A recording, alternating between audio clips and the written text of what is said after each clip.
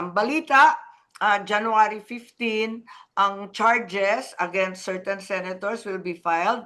I understand they have already drafted against Senator Jinggoy, Senator Joel, and former Senator Bong Revilla. Pagkatapos ang balita ko, meron na rin daw against Congressman Garjola, Congressman Yap, and his brother, Congressman Yap as well. Ang balita ko, February 1, ang pinapakong date na i-disband na raw yung ICI.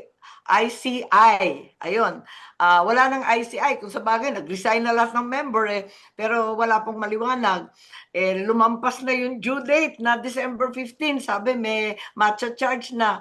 Lumampas na rin ang Pasko. Lumampas na yung New Year at saka Three Kings. Wala pa rin. Kaya hindi ko alam kung saan ito patungo.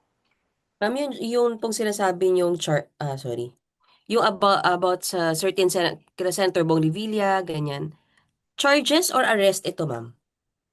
Hindi ko alam, pero hindi na natin maintindihan ang sistema ngayon kasi biglang sinasampi na, biglang nauuna yung warrant, hindi ko alam. Pero alam ko na pinagmamalaki na kompleto na daw yung ebidensya at pwede na daw i-file.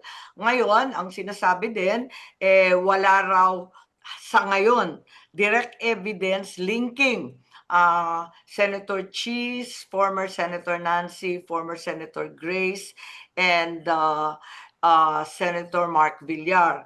At hinahanda daw yun. Bakit naman ganito lahat ng senador? Akala ko yung flood control ang pinagmulan doon sa Kongreso at sa Speaker's Office, sa small BICAM. Bakit nauwi sa Senado? Parang sobrang diversion na to.